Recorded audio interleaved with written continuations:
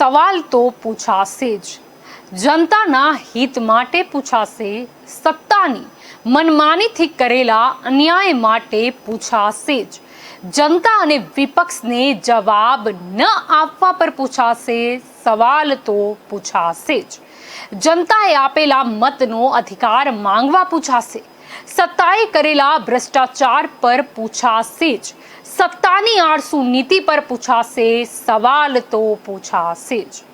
તિજોરીના નાણાં વેડફાશે તો પણ પૂછાશે, ભાઈ ભત્રીજા વાદ કરશો તો પણ પૂછાશે, સત્તાના દુરુપયોગ પર પણ પૂછાશે, સવાલ તો પૂછાશે જ. નમસ્કાર, હું છું જલ્પા ક્ષત્રિય અને આપ જોઈ રહ્યા છો કે ન્યૂઝ. સવાલ તો પૂછાશે જ. ગુજરાતનું સૌથી મોટું જમીન કૌભાંડ રૂપાણીના રાજકોટમાં પ્રશ્નાર્થ. રૂપાણી રાજમાં 7 વર્ષ સુધી કરોડો રૂપિયાના જમીન કૌભાંડમાં ફરિયાદ ન થઈ, કેમ? રૂપાણીના રાજમાં 7 વર્ષ સુધી કેમ તપાસ ન થઈ? કોણ છે અબજો રૂપિયાના જમીન કૌભાંડમાં? સાચા આરોપીઓને શોધી કાઢવા પ્રજાને સત્તા આપશો? પ્રશ્નાર્થ. રાજકોટ નજીક ચોટીલામાં આંતરરાષ્ટ્રીય એરપોર્ટ બનાવવાની જાહેરાત થતાં જ અહીં એકી સાથે 3 જમીન કૌભાંડો બહાર આવ્યા છે. આ કૌભાંડો કરનારા સામે જોઈએ એવા પગલાં ભરવામાં આવ્યા નથી. સરકારની અને કેટલીક ખાનગી જમીનોમાં અબજો રૂપિયાનો ભ્રષ્ટાચાર થયો છે.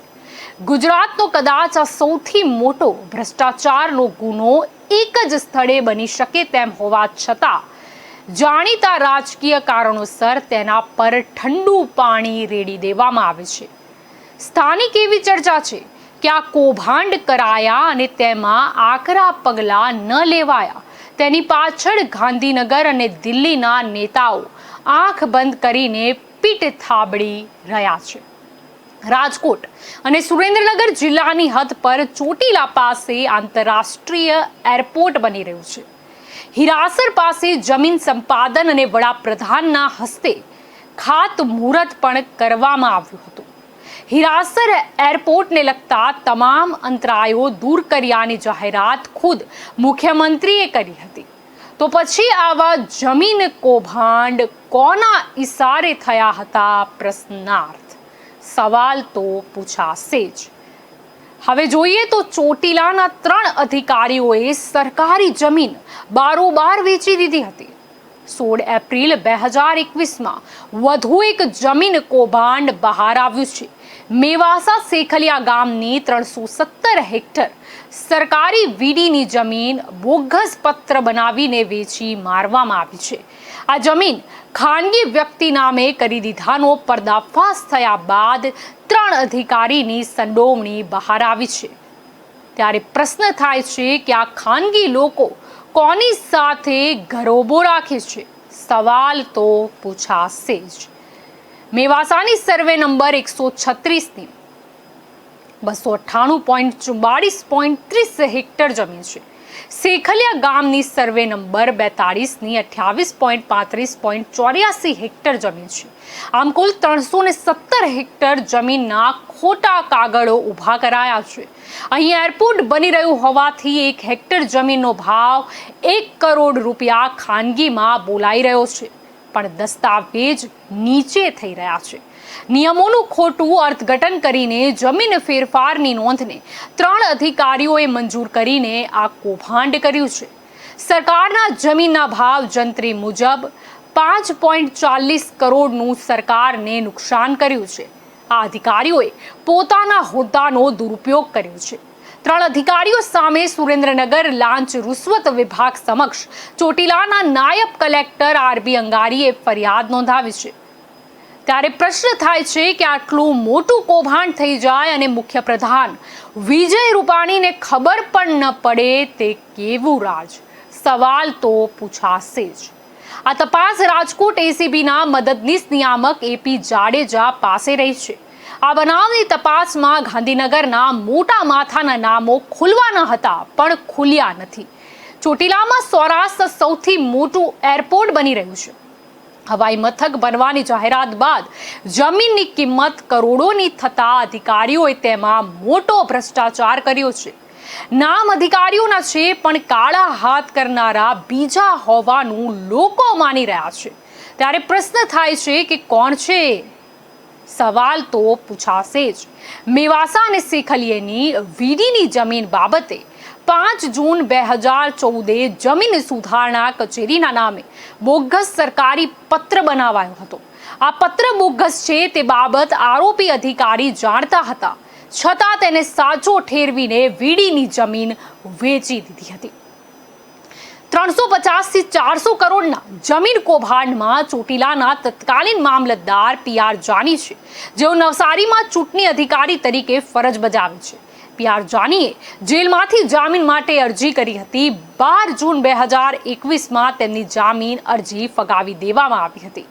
જાની ઉપરાંત આ કૌભાંડમાં ચોટીલાના તત્કાલીન પ્રાંત અધિકારી DH ત્રિવેદી પણ સામેલ હતા. ઉપરાંત સુરેન્દ્રનગરના તત્કાલીન નિવાસી અધિક કલેક્ટર MB પટેલની સામે ફરિયાદ થઈ છે. ગુજરાતમાં ભાજપની આનંદીબેન પટેલની સારી સરકારને ઉથલાવીને તેમના સ્થાને નબળા ધારાસભ્ય વિજય રૂપાણીને મુખ્ય પ્રધાન બનાવી દીધા બાદ તુરંત તેમની સરકારમાં આ કૌભાંડ થયું હતું. આ 3 અધિકારીઓએ 2014માં જમીન કૌભાંડ કર્યું હતું. તેમ છતાં તેમની સામે 7 વર્ષ સુધી એપ્રિલ 2021 સુધી કોઈ ફરિયાદ નોંધવામાં આવતી ન હતી, જેની પાછળ ગાંધીનગરના એક રાજનેતાનો હાથ હોવાનું માનવામાં આવે છે. આ હાથ દિલ્હીની આંગળીથી મૂકવામાં આવ્યો હોવાની પણ ચર્ચા છે, કારણ કે 17 એપ્રિલ 2021માં આ અધિકારીઓ સામે ફરિયાદ થઈ હતી. ત્યારે પ્રશ્ન થાય છે કે આટલી મોડી ફરિયાદો કેમ થઈ, એવું પ્રજા પૂછી રહી છે. સવાલ તો પૂછાશે જ. સરકારી જમીન ખાનગી રજિસ્ટર વેચાણ દસ્તાવેજના આધારે દાખલ થયેલા ફેરફાર નોંધો મંજૂર કરી દેવામાં આવી હતી. સરકારી જમીન ખાનગી બનાવી દેવામાં આવી હતી. સરકારને કરોડો રૂપિયાનું નુકસાન પહોંચાડવામાં આવ્યું હતું. જમીન કૌભાંડનો પર્દાફાશ કલેક્ટર દ્વારા કરાયો હતો, પરંતુ 7 વર્ષ સુધી કૌભાંડીઓ સામે ફરિયાદ થઈ શકી ન હતી. હવે સુરેન્દ્રનગર SCB પોલીસ મથકમાં 3 અધિકારીઓ સામે પોલીસ ફરિયાદ દાખલ કરી વધુ તપાસ રાજકોટ SCB દ્વારા હાથ ધરવામાં આવી છે. સુરેન્દ્રનગર જિલ્લામાં સરકારી ખરાબા આવો અને સરકારી જમીનો અખૂટ ભંડાર આવેલો છે. ચોટીલા તાલુકાના વિડ વિસ્તારોમાં હજારો એકર ગોચર જમીન છે. સરકારી ખરાબાઓની હજારો હેક્ટર જમીન આવેલી છે. આ તમામ જમીનોની તપાસ સરકાર કેમ કરતી નથી? શું છુપાવે છે ભાજપ સરકાર? સવાલ તો પૂછાશે જ. ચોટીલાના મેવાસા, બારસિયા અને પીપળિયા શેખલિયાની 956 એકર જમીનો વેચી મારી કૌભાંડ થયા હોવાની વિગતો પ્રકાશમાં આવી છે. સૌરાષ્ટ્રમાં જમીન કૌભાંડ અંગે તપાસ કરવા માટે રૂપાણી સરકાર પર પ્રજાનું દબાણ વધી રહ્યું હતું. તેથી ન છૂટકે આખરે 7 વર્ષ પછી ફરિયાદ થઈ છે. ત્યારે પ્રશ્ન થાય છે કે સરકાર કેમ આવું કરે છે? 952 એકર અને 234 એકર જમીન ટોચ મર્યાદામાં ગયેલી જમીનનો તત્કાલીન મામલતદાર દ્વારા કેસ ચલાવી ખાનગી વ્યક્તિના નામે કરી આપવામાં આવ્યો હતો.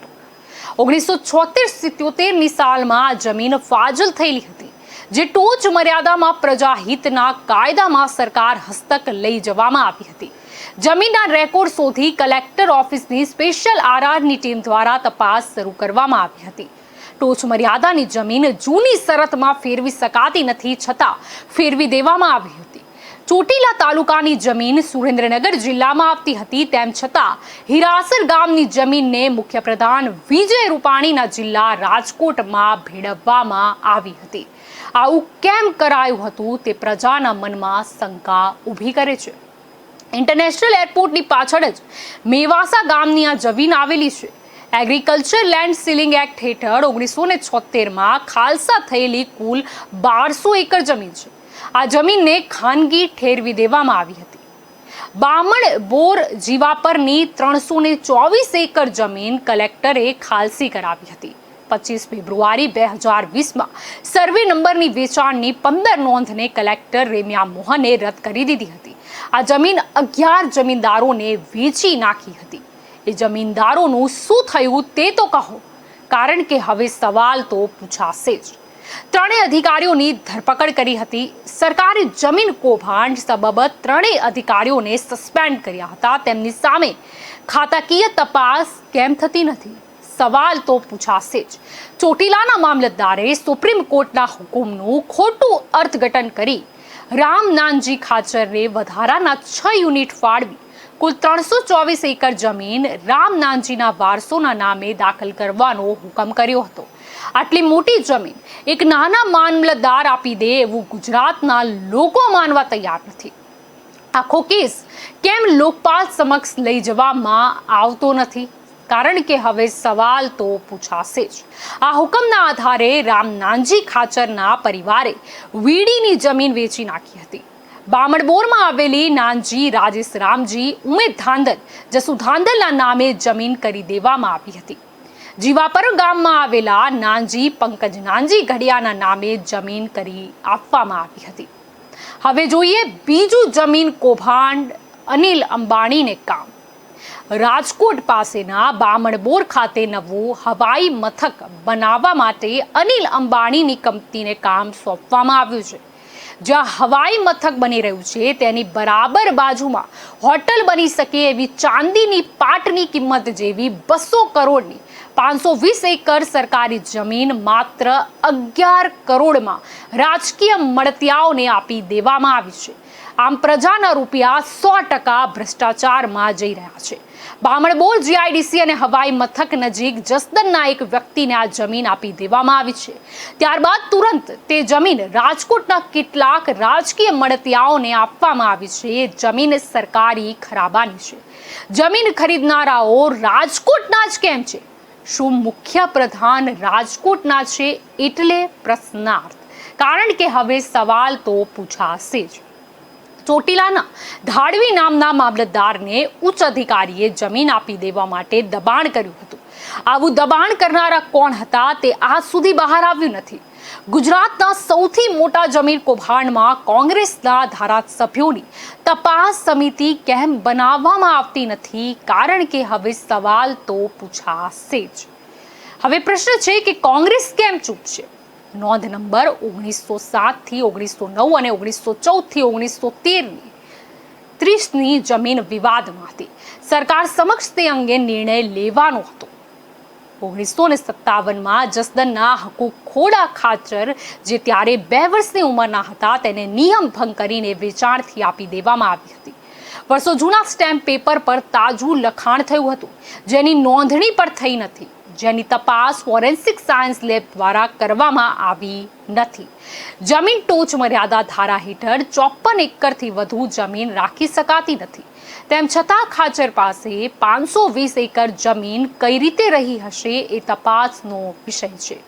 હવે જોઈએ તો ડેપ્યુટી કલેક્ટર વિજેડ ચૌહાણ બધું જાણે છે. તેમની હાજરીમાં જો ટીવી ડિબેટ રાખવામાં આવે અને પ્રજાને જાહેરમાં પ્રશ્નો પૂછવા દેવામાં આવે, આવું થાય તો જ કદાચ સાચું પ્રજારાજ ગણી શકાય. મામલતદાર દ્વારા 18 ઓગસ્ટે કલેક્ટરને રિવિઝન નોંધ કરવા માટે મોકલી છે. તે અંગેના તમામ દસ્તાવેજ કલેક્ટરને આપવા માટે આદેશ કરાયો હતો. તે તપાસ કરતા જણાયું હતું કે તે જમીન મોરબી અને રાજકોટના ઉદ્યોગપતિઓને આપી દેવામાં આવી છે. આ ઉદ્યોગપતિઓની તમામ વિગતો સરકાર કેમ જાહેર કરતી નથી? કોને બચાવવા માંગે છે? સવાલ તો પૂછાશે જ. 13 લોકોએ 9 ઓગસ્ટ 2018ના રોજ 10 હેક્ટરથી લઈને 85 હેક્ટર સુધી જમીન ખરીદી છે, જેની કિંમત 6 લાખ આસપાસ ગણવામાં આવી છે. જમીન ખરીદનારાઓમાં દિનેશ બચુ ખૂંટ, વિનોદ રત્ના મોણપોરા, ધવલ ભવાન મોણપરા, દીપેશ રામજી, અરવિંદ ડુંગર રૈયાણી, હિરેન ચંદુ કાપડિયા, ખીમજી મંજી મોણપરા, જયંતી ચના ઉમેર રેટિયા, હરિ માધા સાવલિયા, કલ્પેશ ડુંગર રૈયાણી, સમીર જગન ધવા, છગન માધા સાવલિયા તથા જયેશ છગન ધવાનો સમાવેશ થાય છે. આ જમીનનો ખટલો અંગે વડી અદાલતમાં ચાલતો હતો, જેમાં વડી અદાલતે કહ્યું હતું કે નિયમો પ્રમાણે જમીન આપવી. 285 એકર જમીન તેમની 4 પુત્રીને 17 મે 2018ના રોજ આપી હતી, પણ મહેસૂલ વિભાગનો અભિપ્રાય મેળવવામાં આવ્યો ન હતો. ફરી તલાટી રજા પર જતા બીજી 185 એકર જમીન 5 જુલાઈ 2018ના રોજ આપી હતી. આમ જમીન એક જ ઠરાવની આપતા કલેક્ટર કચેરી પાસે પ્રકરણ આવ્યું હતું. સુરેન્દ્રનગરના 5 ગામ રાજકોટ જિલ્લામાં ખસેડવામાં આવ્યા હતા. તેનું મહેસૂલી રેકોર્ડ રાજકોટ મોકલવાનું હતું. તે સમય દરમિયાન આ કૌભાંડ આચરીને દસ્તાવેજો રાજકોટ કલેક્ટરને મોકલી આપવામાં આવ્યા હતા. આ જમીન 14 ઉદ્યોગપતિઓ દ્વારા ખરીદી લેવામાં આવી છે, જે એરપોર્ટ બની જતા સોનાની લગડી જેવી કિંમત થઈ જશે. આ અંગે સરકારે તપાસના આદેશ મોડા કર્યા ત્યારે શંકા તો ગાંધીનગર તરફ સેવવામાં આવી રહી છે. જ્યારે પ્રજાના રખેવાળ સામે જ પ્રજા શંકા કરે ત્યારે જે ચાણક્યએ કહ્યું હતું એવું કદાચ કરવું જોઈએ.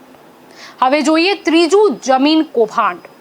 બામણબોર ખાતે બની રહેલા આંતરરાષ્ટ્રીય હવાઈ મથક પાસે કૌભાંડ થયું હતું.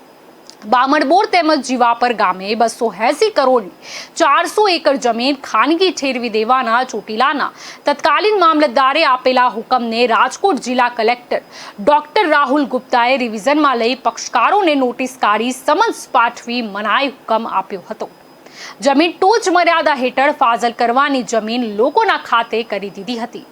રામનાનજી કે જેની બામણબોરની ખેતીની જમીન ટોચ મર્યાદા ધારાની કલમ 21 નીચે કેસ ચલાવી જમીન ખેતીની નહીં ગણીને ફાજલ જાહેર કરવામાં આવેલ હતી. સર્વોચ્ચ અદાલતે તમામ પિટિશન્સ ક્લબ કરી સુપ્રીમ કોર્ટ દ્વારા વીડ રોકવાડી, પોતખરાબા અને અન્ય પ્રકારની બંજર જમીનને પણ ખેતીની જમીન ગણવા અંગેનો ચુકાદો જાહેર કરેલો હતો. તમામ પિટિશન્સ ડિસમિસ કરવા હુકમ કરવામાં આવેલો. તેવા સંજોગોમાં 17 વર્ષ બાદ ફરીથી કેસ ચલાવી કરેલા હુકમની કાર્યવાહી કરી સુપ્રીમ કોર્ટના આદેશનું અવમાન કરેલું હતું.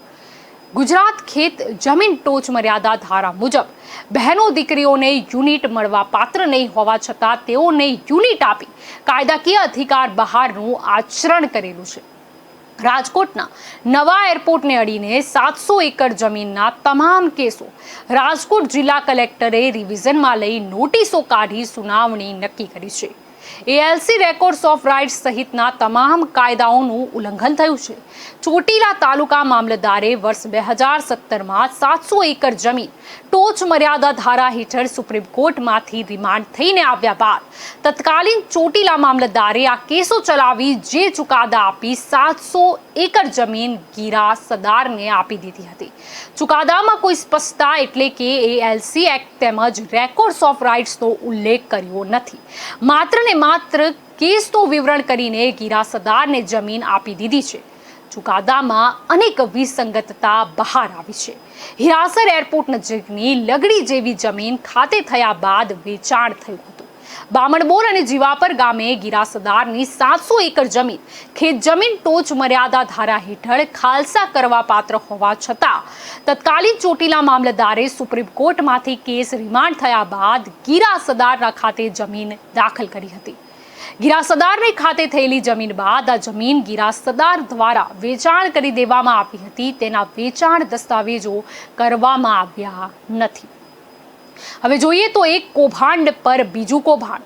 રાજકોટ હવાઈ મથક પાસે સરકારી જમીન ખાનગી કરીને આચરવામાં આવેલા 200 કરોડના મોટા કૌભાંડ પર વધુ એક કૌભાંડ થયું છે.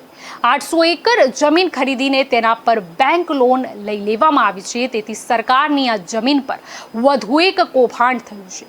જમીન ગેરકાયદેસર રીતે ગીરવે મૂકીને ચોટીલા તાલુકાની સરકારી બેંક, સૌરાષ્ટ્ર ગ્રામીણ જિલ્લા બેંક અને અલગ અલગ રાષ્ટ્રીયકૃત બેંકોમાં બોગસ અને બનાવટી રીતે 80 કરોડ રૂપિયાની લોન લીધી છે.